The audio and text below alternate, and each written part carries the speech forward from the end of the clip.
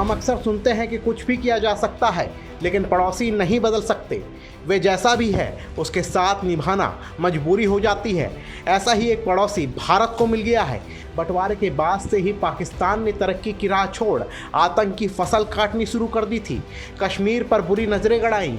आज मुल्क बर्बाद हो चुका है, लेकिन पड़ोसी अब भी नहीं मान रहा है। कश्मीर को सुलगाने की साजिशें पूरी तरह से फेल होने लगी तो उसने पंजाब को कश्मीर पार्ट 2 मान लिया। पिछले कुछ महीनों में बॉर्डर से लगे इस राज्य में जो भी उथल पुथल देखी जा रही है उसकी वजह पाकिस्तान ही है।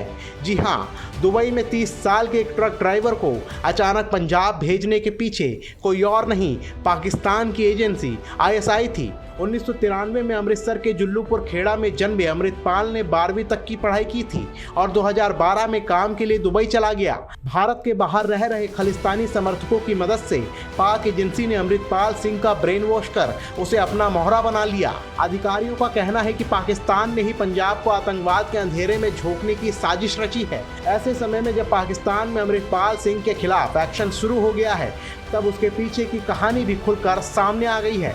कट्टरपंथी उपदेशक अमृतपाल सिंह फरार है, लेकिन 78 समर्थकों को गिरफ्तार कर लिया गया है। बताते हैं कि जालंधर जिले में अमृतपाल के काफिलों को रोका गया था, लेकिन वो चकमा देकर फरार हो गया। केंद्र ने सुरक्षा व्यवस्था मजबूत करने के लिए CRPF और अपने दंगा रोधी बल RAF के करीब 1900 जवान भेजे हैं। पुलिस ने ये कार्रवाई ऐसे समय पर की है जब अमृतपाल सिंह का धार्मिक जुलूस खालसा बाहिर मुख्तसर जिले से शुरू होने वाला था। अमृतपाल के पैतृक गांव जुलूलपुर खेड़ा के पास सुरक्षा बलों की भारी तैनाती की गई है। इसी बीच अमृतपाल के पिता तरसेम सिंह का कहना है कि उनका बेटा युवाओं को नशे की लत से छुटकारा दिलाने का काम कर रहा है। इसमें गलत क्या है? पुलिस बेवजह उसे परेशान कर रही है। आपको बता दें कि पूरे पंजाब में अब तक 315 बोर की राइफल, 12 बोर की 7 राइफलें, 1 रिवॉल्वर और 373 कारतूस सहित 9 हथियार मिले हैं।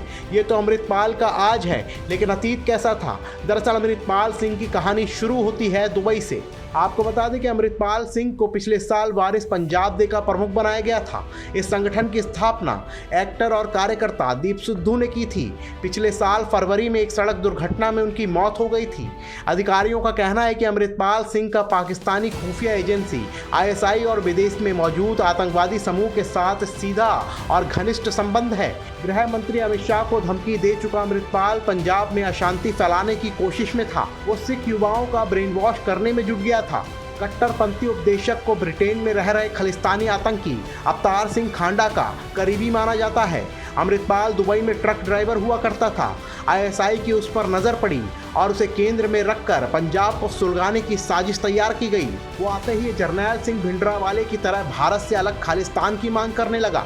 वो इंदिरा गांधी और बेअंत सिंह का जिक्र कर सिस्टम को चुनौती देने लगा। इंदिरा को उनके ही गार्डों ने गोली मार दी थी।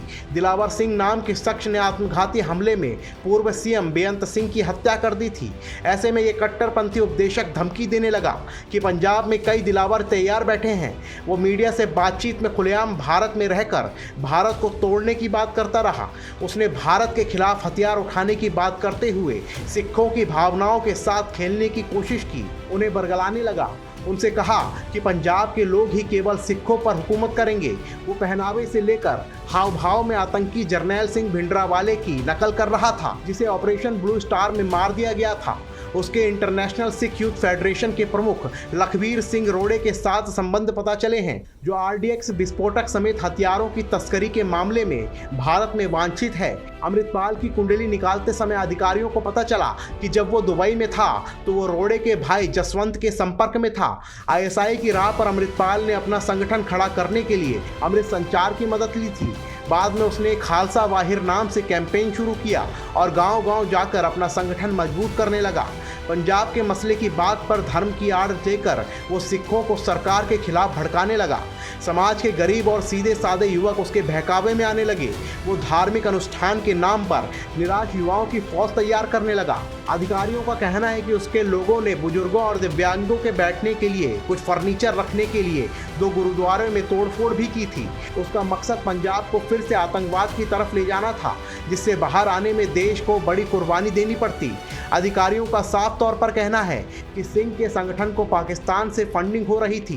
कट्टरपंथी सिख उपदेशक ने अपने चाचा हरजीत सिंह की मदद से वारिस पंजाब दे संगठन को अपने नियंत्रण में ले लिया और इसे अपने हिसाब से चलाने लगा। जब इस तथाकथित उपदेश ने श्री गुरु ग्रंथ साहिब जी को ढाल बनाकर फरवरी में एक थाने में धावा बोला तो सिखों का एक बड़ा तबका नाराज हो गया। इसे एक तरह से ईर्ष्य निंदा माना जाता है। श्री अकाल तख्त साहिब ने भी कमेटी बनाई और इस मामले की जांच के आदेश दिए। अधिकारियों का मानना है कि अमृतपाल जत्थेदार अकाल तख्त गया था और उसने खामोश रहने की धमकी दी। उसने अजनाला घटना को हिंसा नहीं कहा बल्कि धमकी दी कि असली हिंसा तो आगे होने वाली है। बहरहाल पूरे मामले को लेकर के पुलिस अमृतपाल के पीछे लगी हुई है और पुलिस का दावा है कि जल्द ही अमृतपाल को गिरफ्तार कर लिया जाएगा। आपका क्या कुछ कहना है इस पूरे मामले को लेकर के हमें कमेंट बॉक्स में ज़रूर लिखें। साथ ही देश और दुनिया की तमाम खबरों में बने रहने के लिए देखते रहिए जनहित टाइम्स।